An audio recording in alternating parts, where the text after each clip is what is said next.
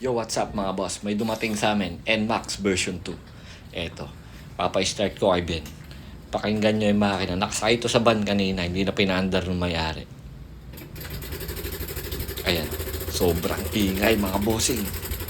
Parang bakal na nagsasampalan at naghahampasan. So hindi na pinaandar ni bossing. Isinakay na sa van. Dinala dito sa atin sa shop. Ayan. So aayusin natin to mga boss. Basic na basic lang po ito. Huwag kayong matakot pagka ganito yung tunog ng inyong motor mga boss. So ito na. Tapos na namin gawin mga boss.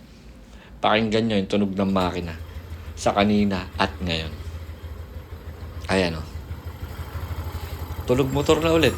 Basic lang mga boss. Isang pyesa lang yung pinalitan namin dyan. Baka magtanong kayo kung anong pyesa yon.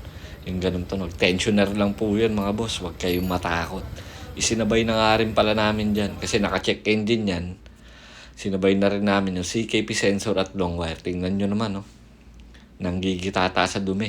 Yung kanyang stator. Grabe ang dumi. At itong Aerox B ito, mga boss. 2DP na cam gear at pang bolt-on na camshaft. Ayan. Kay Carl na motor yan, mga boss. Siya na rin yung gumawa sa motor niya. Pakinggan nyo yung tunog ng makina niya ngayon. Parang stock pa rin. Pero tumaas yung RPM. Dito, bleeding pa lang kami, mga bossing. Ayan.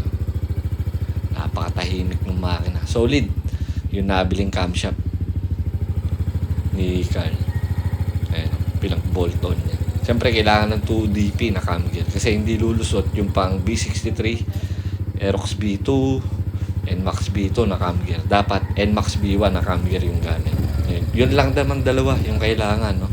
2DP cam gear at saka pang bolt-on na cam. So, yun yung cam gear niyang stock. Nandiyan dyan. Tapos, meron tayong low-loadan, mga boss. 59mm. All stock. Chrome bore. Ayan.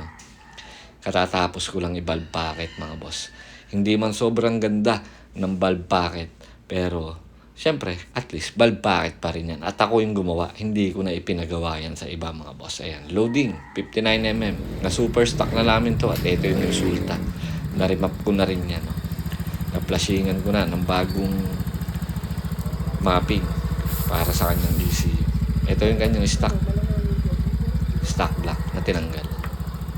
Ayan, napakatahimik. Parang stock lang mga bossing. Solid. 2,600 pa lang yan ha.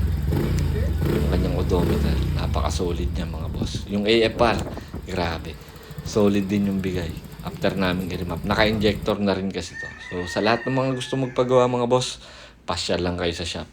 9 a.m. to 6 p.m. everyday kaming open mga bossing. So, ride safe po and God bless sa inyong lahat. Maraming salamat po.